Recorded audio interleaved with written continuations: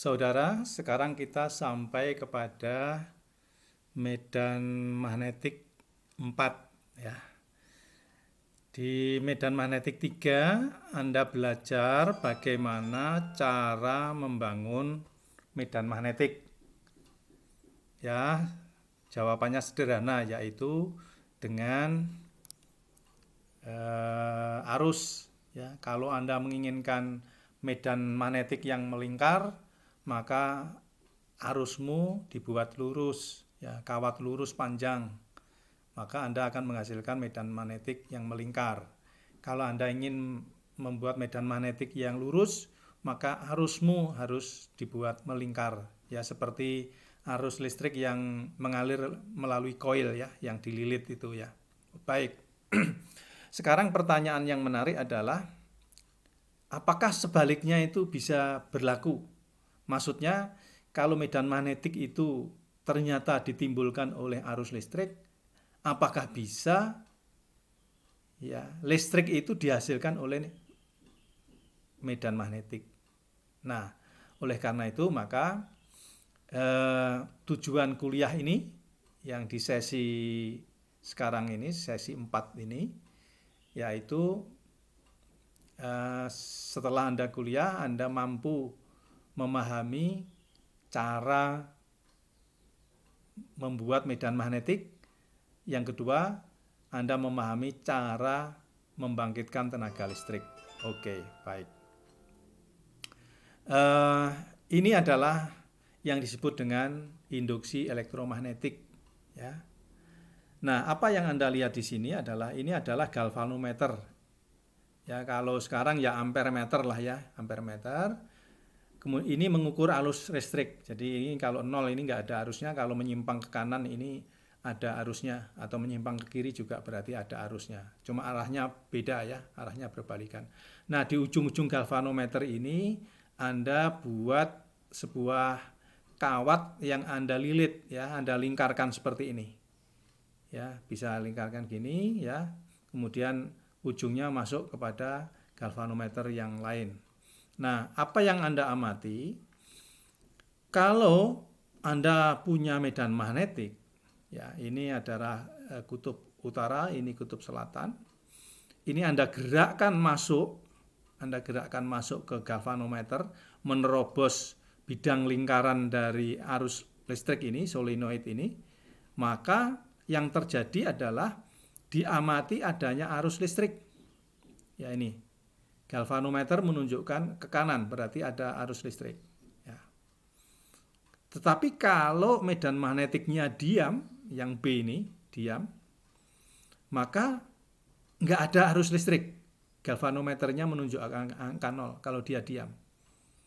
Kalau dia dijauhkan ini, jauh ke kiri, dia ada terikat, ada arus listrik ya, ke kiri. Ya, artinya hanya berbalikan arah aja dari arah yang sebelumnya ya. Kalau sebelumnya arahnya begini, arus listriknya muter begini, sekarang yang ketiga ini muternya berbalikan aja, hanya gitu aja. Nah, jadi apa kesimpulan kita? Kesimpulan kita adalah bahwa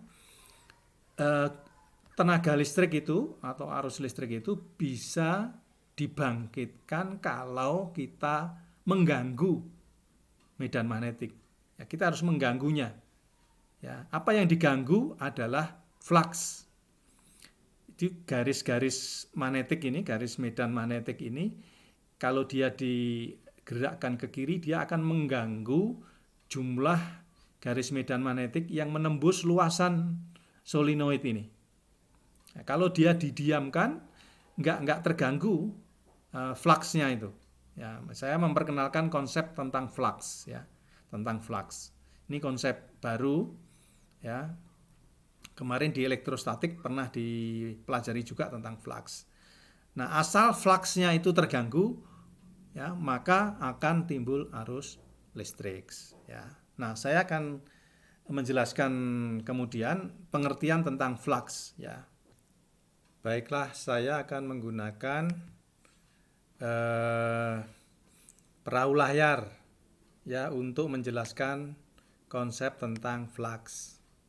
Ya. Anda lihat gambar ini adalah kapal pesiar ya, yang dioperasikan menggunakan tenaga angin. Jadi ini adalah kapal pesiar layar ya, yang pernah mendarat di Tanjung Priok 11 Mei 2017. Kapal ini bernama Star Clipper ya, salah satu dari 3 kapal layar untuk pesiar ya. Ada Royal, ada yang lain ya. Ini yang kebetulan kita ambil gambarnya adalah Star Clipper. Nah, dulu para nelayan kita sesungguhnya ya sudah main-main dengan flux ini. Jadi kalau Anda sekarang belajar tentang flux ini, sesungguhnya Anda belajar ilmu nelayan kita dulu. Mereka membangun perahu layar itu, motonya itu sederhana. Tuhan membikin angin, maka kita bikin layar ya. Atau Tuhan membikin angin, kita membentangkan layar, itu yang sangat terkenal. Itu moto dari para leluhur kita, para nelayan di Indonesia Timur ya. Nah, flux itu ada 2 komponen yang amat penting, yaitu medan angin. Jadi ada medan anginnya dan ada bidang layar ya. Kalau ada angin, Anda nggak bikin layar, maka nggak akan terjadi perahu layar itu ya. Atau Anda punya layar tapi nggak ada angin ya, anginnya kecil, Anda juga tidak bisa melaut ya. Kata nelayan, kalau anginnya kecil nggak bisa melaut ya, melaut dan mendarat gitu ya. Mereka menunggu arah angin ya, menunggu adanya angin. Nah, seni mengelola medan angin dan layar inilah yang sudah dikuasai oleh para nelayan kita zaman dulu ya.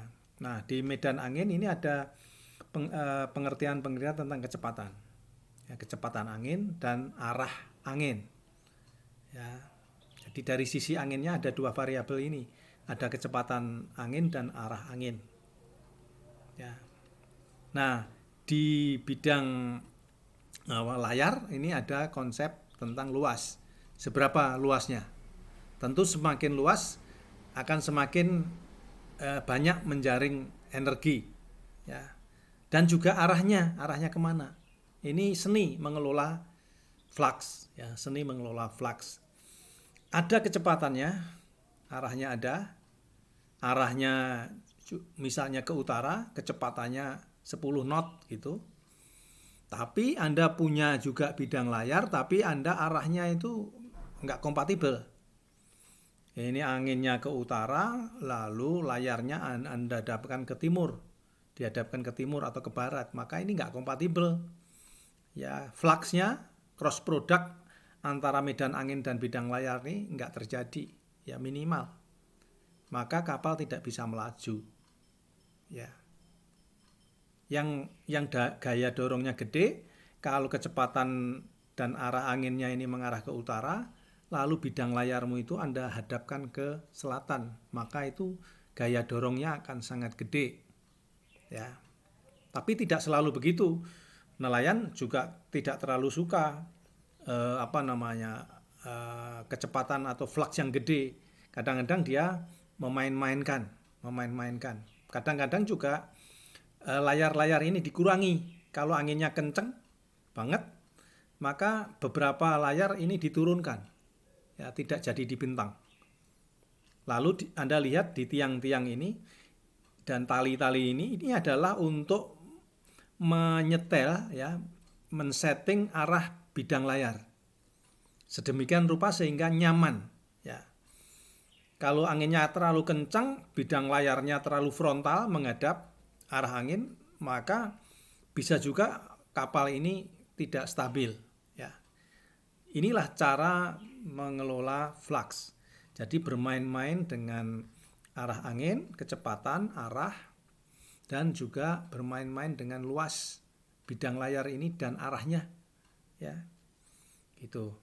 Inilah konsep tentang flux. Jadi flux itu kalau diungkapkan secara matematik ya merupakan medan dikali luas ya, merupakan medan dikali luas, tapi mengalihkannya itu secara vektor yang namanya dot product. Nah, tadi sudah saya gambarkan ya, kalau arah anginnya itu dan arah bidang layarnya tidak kompatibel, ya cross product itu kecil gitu ya. Nah, kalau kompatibel ya itu gede, bisa dimain-mainkan gitu ya. Jadi mengatur-ngatur sudut dari layar ini adalah keahlian dari para nelayan. Mereka sudah ahli bertahun-tahun mengarungi samudra dengan cara seperti itu. Ya.